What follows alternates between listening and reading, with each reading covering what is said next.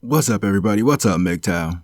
So this video is going to be a critique on Briffaut's law, and specifically how Briffaut's law appears constantly in MGTOW videos, where it's just cherry-picked the one line from his book, The Mothers Volume 1, and then there are these three corollary arguments that support the argument. But the problem is that the corollary arguments don't appear in the book. So I even looked on the Briffaut's law website on Wikipedia and several other websites that have a detailed history of Briffaut, but I couldn't find any specific evidence of where the three corollary arguments come from. And now the three corollary arguments extremely bolster his claim and the claim that others make that the female determines the animal family or whatever. I have the book here or whatever. I got the quotes. But the problem with it, there's a lot of critiques, and the main critique of it is that Briffaut's just looking at it wrong. Like, that's been my main contention with it the whole time, is that he's looking at the entire world wrong. Like, his worldview is incorrect when he's looking at the animal kingdom. He's looking at animals and he's drawing conclusions that are wrong.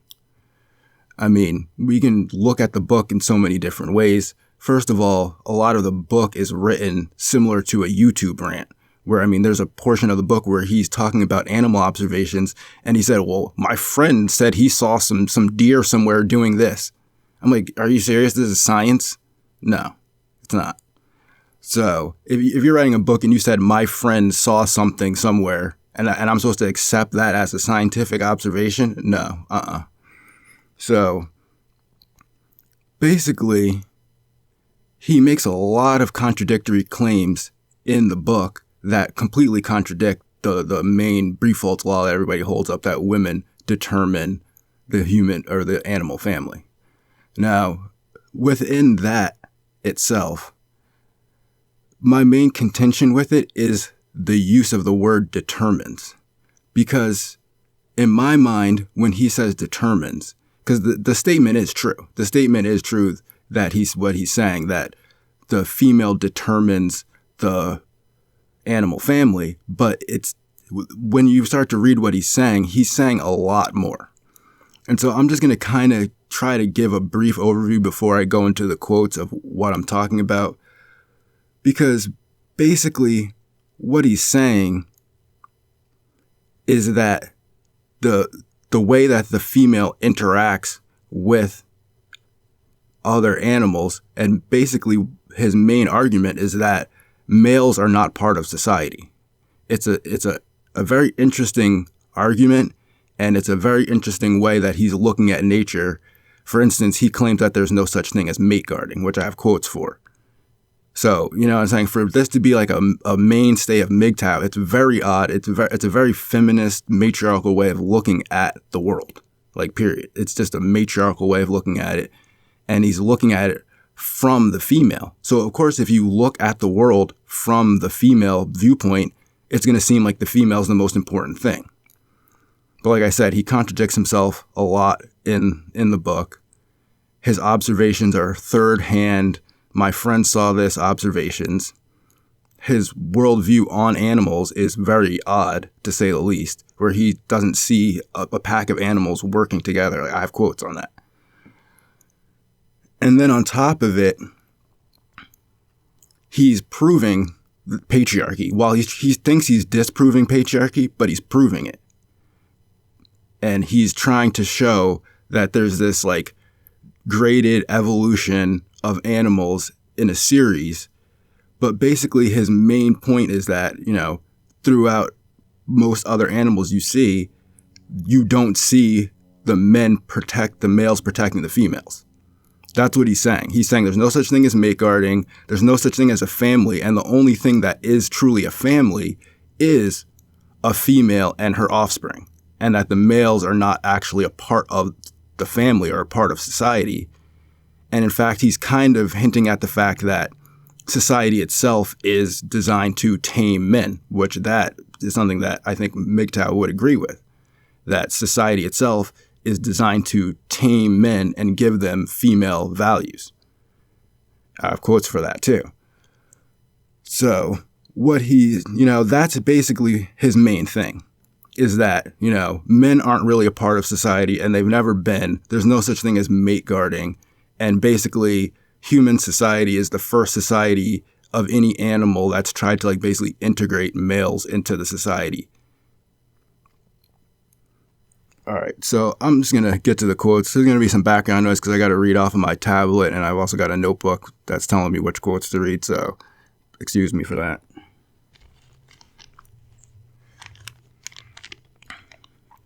All right, so here on page 3, basically what he's trying to say is that humans have a society for something other than reproductive reasons.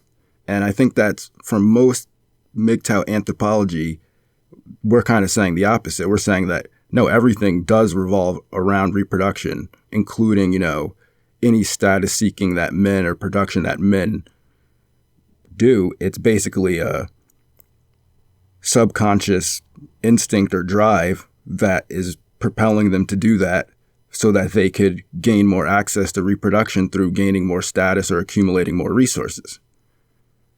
So right here, in one of the first paragraphs in the book, he's, basically completely against what MGTOW would consider the way that we look at anthropology.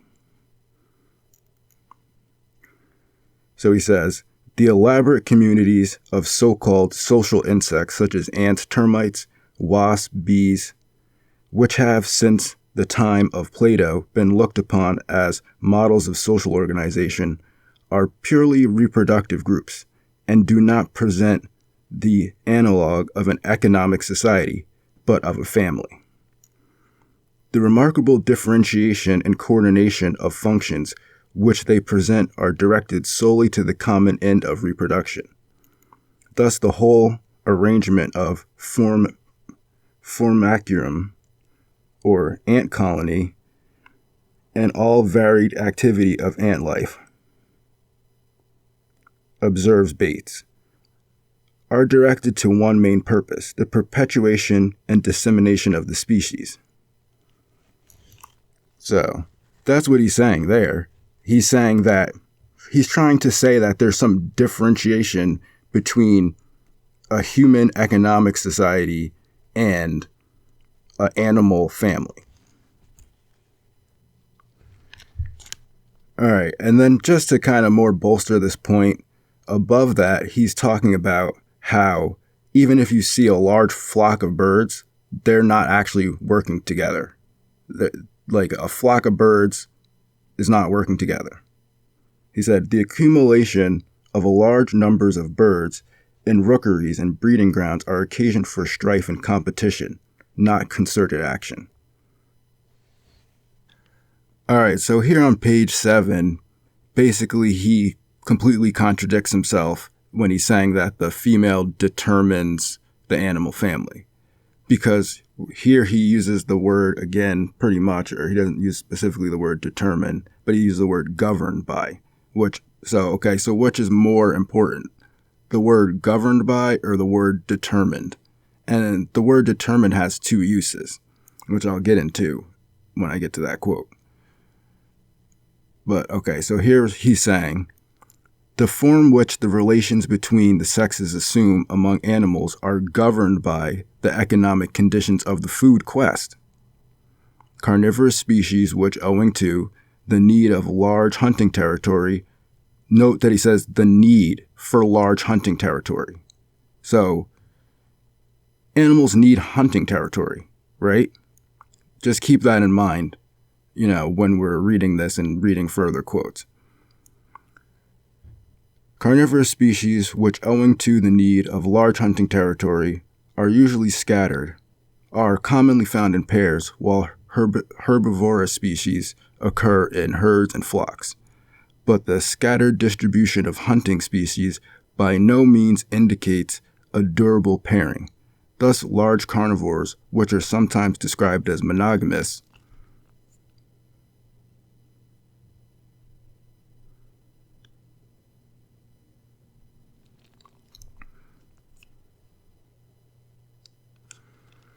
So again, he's kind of insinuating that even though you see these animals in groups, they're really not together. And he's like, there's no such thing as monogamy, which is, I can see why MGTOW people would pick up on that. But the way he's presenting it is just very odd.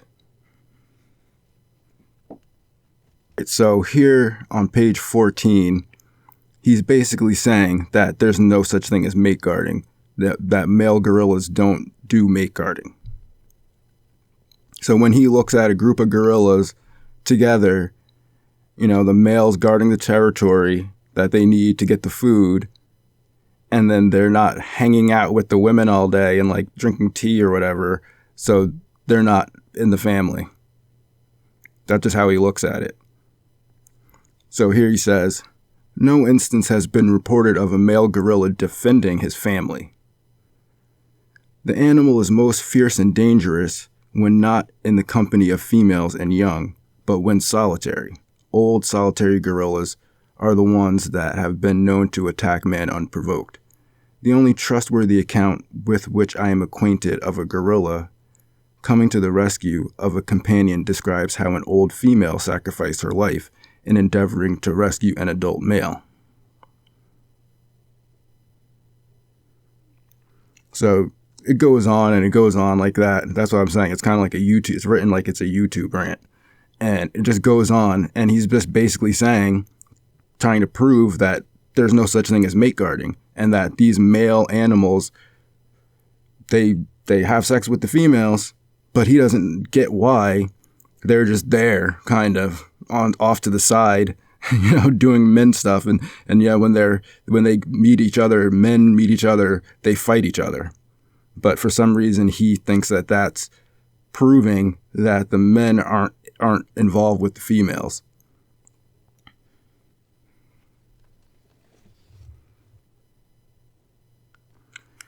Okay, here on page 14, again, he's saying, the male anthropods are not in general permanently attached to a given group, but join a female or group of females, as does the orang, I guess he means orangutan, according as their instincts prompt them.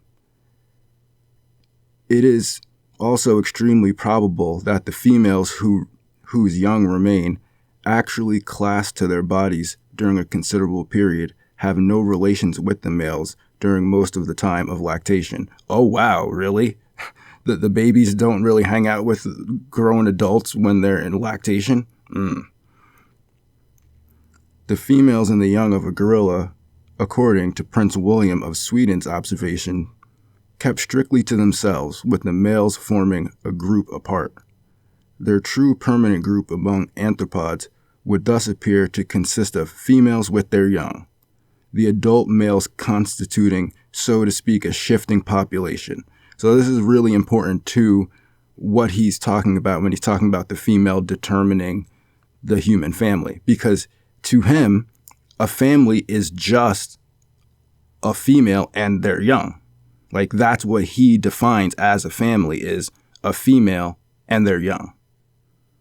And the adult males are just a shifting population. Wow. Really? That's what you see when you look at animals and you look at the males guarding the territory and competing within the species to guard the territory for that species, to exist in those hunting grounds, feeding grounds, whatever you want to call it. They're not part of it, though, because the same food that the males eat is the same food that the females eat, and the males are guarding the territory where the food is, but they're not a part of the family. They're not doing anything for the females. They just have sex and leave. This is how you're looking at the world, Briffaut. Like, it's crazy. It's crazy to me. I'm sorry. It's like, I'm sorry. It's just weird. Like, so you're trying to insinuate that the males aren't part of it.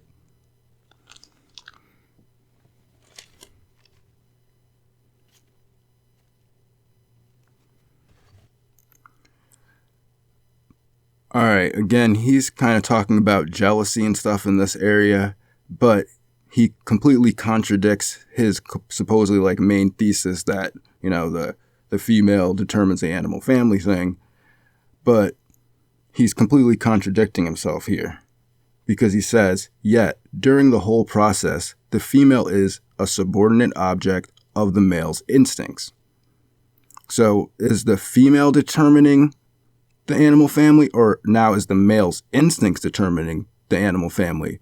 Or is the economic conditions of the food quest governing the family, right? So now we have three separate things that are all basically, in my mind, equally governing this process. Male instincts. Now, during the whole process, the female is a subordinate object of the male instinct. He says it right there. Maybe this should be the corollary, but then that would completely contradict the female determines, and also the food quest governing it would also completely contradict it. So anyway, he said, yet during the whole process, the female is a subordinate object of the male's instincts, which are not directed towards her, but towards the eggs, which she lays and which are anxiously guarded by the male. So I thought the male didn't do any guarding. The male wasn't involved. They're just kind of shifty guys moving through, a rolling stone. Oh, but now they're anxiously guarding the eggs, though. Not the female, though. Just the eggs. Not the territory, though. But somehow they are guarding the territory. But not for the female. But they just happen to be doing it by accident. And the female eats the same food. Come on. The furious combats between the male sticklebacks and their courtship have been often described in terms of human sentiments. And he goes on to say, again, humans are different than animals. Humans aren't animals. That's not... Most people in MGTOW that do a more scientific anthropology don't say that. They don't say humans aren't animals. And that's what he's trying to say here.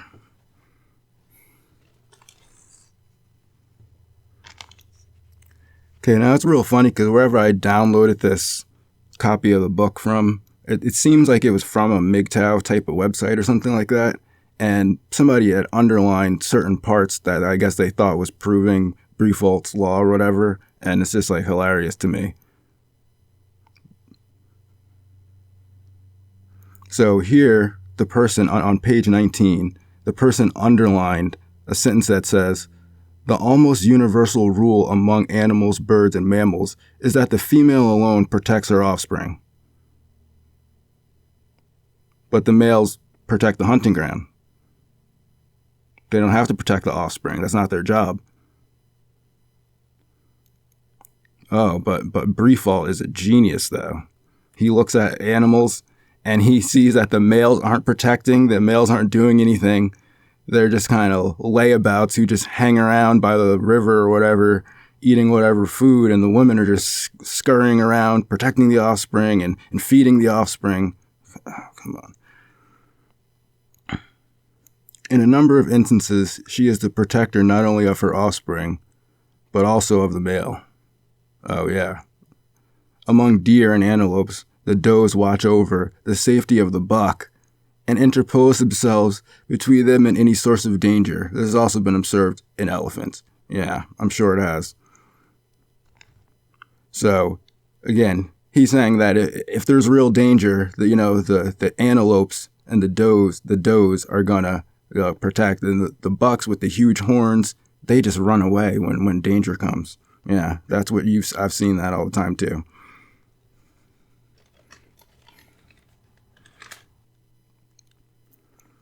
Okay, so here on page 21, he's talking about, compulsion of sex.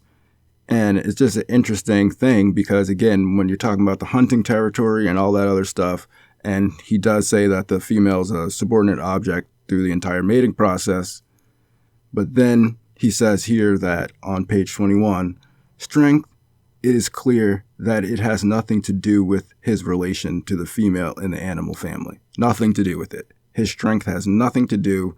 So the huge buck with the huge antlers ramming into the other buck, his strength has nothing to do with his relation to the female. Like, you can just say that with a straight face, or write that with a straight face about animals. Nowhere do we know of the male using compulsion towards the female. Wow. The family, a group of animals, is the manifestation of a correlation in instincts, not of a process of physical domination. Now, I will agree with that. I will agree that it may appear as if in some animals there's compulsion going on, but for the most part, it's a natural process. The mating process is a natural process that, we didn't create it, and it happens the way it happens, and who are we to really judge it as long as it's not hurting anybody for real? But that's besides the point. But like I'm saying, it's just the whole way that he's looking at this and looking at animals and looking at the family is just very weird.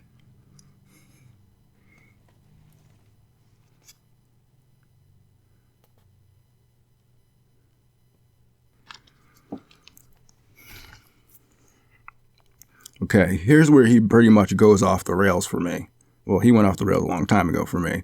But on page 21, he then goes to kind of on to say that males are less intelligent than females, and that he can see that because of certain traits, or I guess you would say actions that are displayed, behaviors that are displayed because of what we now know as testosterone and other male, hormones, because we know that for the most part, human males are smarter than females in general, please. And that the kind of risk-taking behavior and things like that he's describing are not due to intelligence, but they're due to testosterone.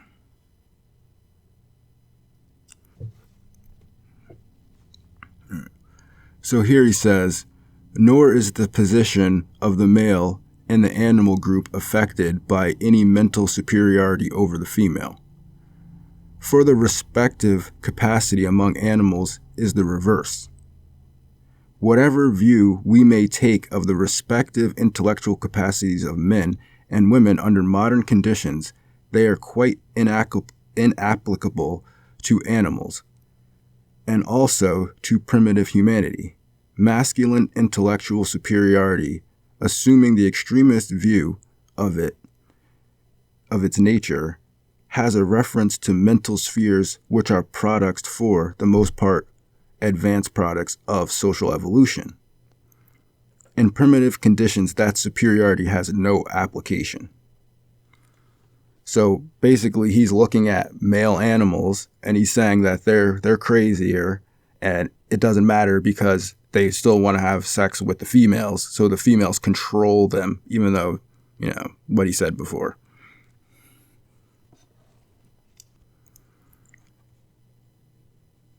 The evidence on that point is unambiguous. The female is more cautious, wary, ingenious, and sagacious, while the male is reckless, incautious, and often stupid in comparison.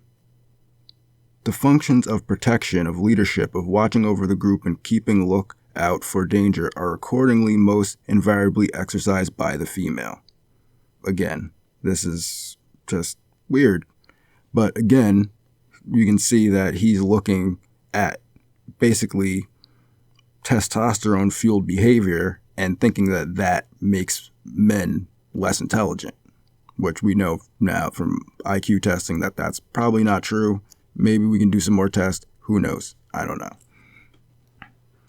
All right.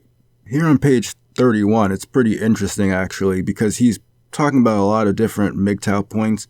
And it's at this point where he starts trying to prove that there's some type of evolution going on as far as the different styles of parenting. And he's kind of going through the whole RK selection theory thing, where he's saying that animals, evolve from this stage to that stage to this stage to that stage. And that's kind of what his thesis is that he's kind of trying to prove that humans are the next stage of evolution from other animals. And then he proves basically that you need to have parents, and specifically a male parent. So it's kind of interesting that he's saying that, the males are not part of the family and stuff like that. And I think that's why he's trying to get at his point that human society is the first society that's trying to integrate men into the society, as opposed to just them being, the shifty guys that are moving through or whatever, how he described men before. So when he's talking about one of his, I guess, main theses is that basically the slower an animal matures and the more immature it is at birth, the higher of order of evolution that animal is. And he's like going through like a single cell organism doesn't have a parent. It just reproduces itself, and then they just reproduce, and then going through plants and animals. And then eventually you have what forms into the mother, which is like, the offspring and the mother type of thing. And then the mother has this, connection with the offspring, obviously the physical connection and the hormones and all that stuff. And that leads to the mother being the first protective agent of the offspring.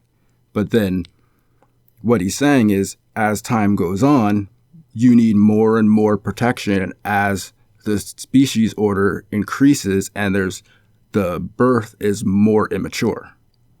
So basically he's proving that you do need fathers, because at some certain point, when the immaturity level of the infant is so high that the female herself can't handle all of the capacity of not only protecting it, but then he's himself claiming here that the reason why the immaturity exists is so that there's more nurture than nature in the animal. Because what he's saying is that the reason why the lower order animals can't think for themselves is because they're just more nature. Like, the more mature the animal is when it's born, the more of its behaviors are pre-programmed through genetics, is what he's saying. And then the less mature an animal is when it's born, the more, because basically the neural pathways aren't formed. So that's what gives humans the ability to learn things, is because our genetics hasn't completely formed our brain before we come out of the womb. That's what he's saying. And so in context of that, he is supporting that you have to have fathers, because here in this quote on page 31, he's saying, imitation is the great agency through which the child is led on from the life of mere animal impulse to the life of self-control, deliberation, and true volition. And it has played a similar part in the development of the human race and human society. Imitation is the prime condition of all collective mental life. That capacity is in turn the direct effect of prolonged immaturity under maternal care. See, this is where he's wrong, because he can't say that imitation is the great agency. How is a male going to imitate a female? So if the whole purpose of the immaturity being able to basically learn through imitation, right, then a male needs the father to imitate when its brain is literally just not developed, and it's developing and trying to form in a way that it can imitate. So this is proving right here that taking the father out of the home is probably one of the worst things that you can do to human society. And I don't know why he's not saying that. I don't know why he's trying to make it into like this maternal thing. I don't get it, because he's saying right here, he's saying his whole thesis is that humans are a higher level of evolution, right? Because they can learn stuff. So through imitation. And so if they can learn stuff through imitation, then the male needs to learn how to exist in the society through the father, not through the mother. Okay, so further down, he's saying that progressive increase in natal immaturity and aptitude to modify natural heredity by imitation and receptiveness to experience and education marks the evolution that has led up to the human conditions and human mentality. Prolonged infancy, slow development, reduction of the determinism of natural heredity are most pronounced in the human race. So you can see that's exactly what he's saying. He goes through all the process and he says that that's what makes humans humans. And he also says that humans have ideas. That's something else that separates humans from animals. And so he's trying to basically prove that humans are an order above other animals and that our society exists for some other reason other than sexual reproduction. And that doesn't really fit with the main MGTOW anthropology, is that, we're just a bunch of molecules and, we're driven by our hormones to just stick it in a woman, and then a baby comes and then society forces us to take care of the baby. He's saying that there's a marked evolution and that basically the introduction of the father was what was able to increase human civilization, whether he's saying that implicitly or not. He wants to hide behind this maternal thing, but it's like that's what he's saying, though. Because if he's saying imitation is the prime condition of all collective mental life, then the male needs a father then in order to imitate, and specifically during the formational years when the brain is still underdeveloped and trying to find neural pathways to make a copy of how a male should be. All right, here on page 39, I'm just kind of strawmanning his argument that of the ordered species evolution, where he's saying how slowly, precariously, adventitiously the maternal instincts have developed in the long course of organic evolution. How gradually the operation of reproductive impulses has been transformed and transferred from purely organic provisions to care and concern for the eggs of the brood, from physiological to psychological manifestations, may be gauged by the fact that out of some 2,600 existing species of reptile, not half a dozen, 1 or 2 crocodiles and a couple of snakes, devote any attention to their young either before or after hatching. Yet reptiles are the immediate ancestors of birds, who are traditional types of paternal care. The maternal care of birds varies, as already noted, according to the requirements arising from the precious or immature condition of the offspring. It reaches its highest development in birds of prey, which have not only to make greater provisions for feeding of their young, but also needs to bestow upon them a more prolonged and elaborate. And it goes on. That's what I was saying. That's his basic thesis, is that this evolution is causing more parental care and the need for imitation. All right, so saying all that, now we can look at this quote from his book that people are calling Briffaut's law. And again, we have to really look at what the word determines means, like pretty seriously. And then we also have to look at what he's talking about. I mean, it doesn't make any sense. Okay, so here's a quote. It's on page 21. It says, "The female, not the male, determines the conditions of the animal family. Where the female can derive no benefit from association with the male, no such association takes place." Now, the rest of that part where it says the past benefit and future benefit, that's not in here. So basically it's just somebody else interpreting what he said or something. I don't know where it came from, but okay. So this word benefit is so ill-defined. It's so ill-defined. He doesn't venture to define the word benefit anywhere in this book. He just assumes you know what the word benefit means. What does it mean? Where the female can derive no benefit from association with the male, what does that mean? Because if the males are in control of the territory, the feeding territory, or the hunting grounds, then it's always a benefit to associate with them. What's the benefit? And then it's presuming that there's some type of beneficial traits where, yeah, we know that there's traits that lead to continued survival, but to assume which traits are beneficial in the future, you can't do that. At least not in science, because you never know. I mean, the Earth could heat up to 200 billion degrees tomorrow, and then only fish will survive. So then all of a sudden, swimming underwater becomes like the most beneficial trait in existence. So the word is so poorly defined in this text. It just means whatever you want it to mean. It could be any type of benefit. It's just like hypergamy. It's like, okay, so the woman's getting something, who knows what? We can't define it. It's just a benefit. And she's not associating with the male. But you're talking about a singular male, though.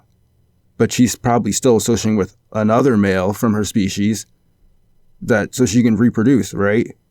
So you're just saying that so the females determine, see what I'm saying? He's looking at it from the female's perspective. It's like, okay, so the female can't derive benefit from one male, but then she has to go to another male. And what's the benefit? Is the benefit reproduction? Is the benefit territory? Is the benefit her not associating with the male? The sentence is almost meaningless. Like when you really start to break down what the word benefit means, it's like, okay, yeah, okay. I mean, it makes sense, yeah. There's no benefit. Sure. But it's a very abstracted term. Okay, now when we're getting to the use of this word determines, I agree in a sense, but not in the same sense that he means. Like he's trying to say that it's like the females choosing which men live and which men die. But no, I thought it was the food quest that governed that. And male competition that governed that.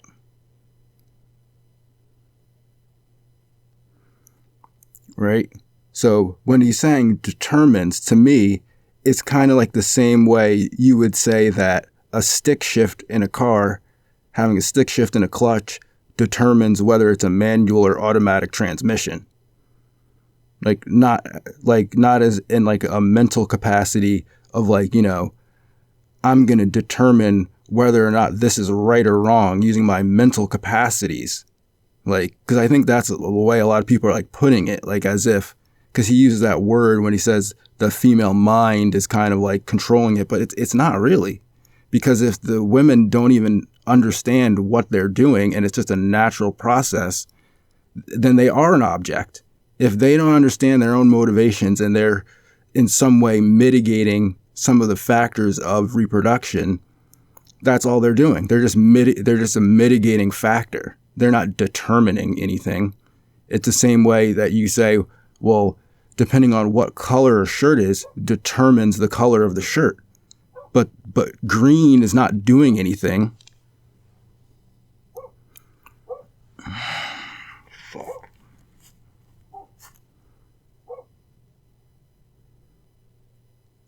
So like I was saying, green's not doing anything.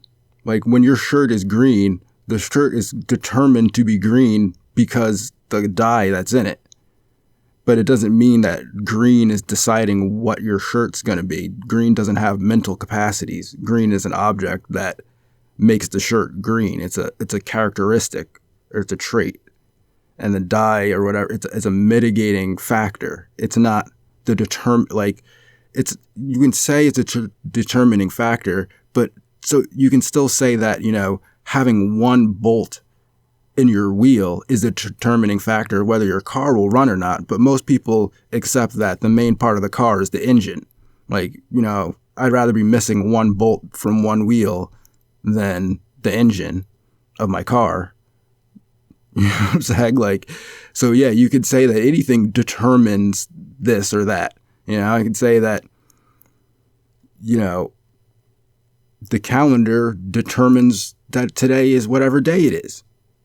But it's not doing it. It's not like a mental process of the calendar. It's not like the calendar's choosing, I'm going to make it whatever day it is today. No, it's a deterministic thing. And he's even saying that they don't have agency. He's saying that they're the subject of the male instinct. He said that. He did say that. I read that quote already. So again, like, this is what I'm saying. I'm not saying that women aren't doing anything or they're just like an object. I'm not saying that. He's saying that. But what I am saying is that for people to agree with this type of anthropology and kind of try to hold it up, the female determines it, so you might as well just quit because, it's just the female determines the human family and you're not a female and she's so mean. And so I'm not getting that. I'm not buying it. It's the way that it's worded. His entire argument and everything leads me to believe that this is not correct on how to look at anthropology. Because I would be more likely to accept that the economics of the food quest governs the conditions of the animal family than for him to say the female, not the male. No, both the female and the male are both mitigating factors in reproduction. They're different, contrasting factors. And the way that he's looking at it is from a female-centric, a gynocentric point of view. And so Briffaut's law is gynocentric. Like I've been saying the whole time, it's gynocentric. It's like he's just looking at it from a female point of view. Like he's like saying, the male, like you saw the quotes, he's saying the male's not doing anything. The male's just there hanging about. He's a shiftless layabout. It's all the mother and the offspring. It's just the mother and the offspring. That's all that exists. It's just the mother and the offspring, and the males just move in and out, and they don't really have any loyalties to anyone, and they don't do anything, right? It's just the female and the offspring. They determine everything. No, they don't determine it. It determines it in the same way that a stick shift determines whether your car is a manual or automatic. But it doesn't. It's the female herself, like each individual female, isn't determining the conditions of the human family. Like they're not. Men play a role in that too. Men play a huge role in determining how society is going to exist if you're going to use determine in that way. You can say the same thing. I can say the male determines the conditions of the animal family just as much as the female does. And you can't really refute that because the way I'm using the word determines is the same way he's using it. So if I can say the male does the opposite, then this is basically gets canceled out. And it's a meaningless term. And it's just a way to like kind of tell men, you can't do anything about it. The female determines. The female determines. The female. Come on, guys. Look, Briffaut says right here that it's the female that determines it. So we should just give up on life because, Briffaut in his little like rant book, talks about how it's the female in one sentence. And then in other sentences, he talks about how it's the male. And then other sentences, he talks about how it's the environment. But somehow we picked up on this one thing in the book and we're trying to like use that as like it's some type of law, but it's not. So that's all I really got for this one. I'm sure I'll get some rebuttals too on this one, but whatever. I mean, I'm reading the quotes from the book. He contradicts himself several times, and his observations on reality are pretty inaccurate when he's looking at animals. I'm sorry. That's just my view. But, all right. Have a good day, and go MGTOW.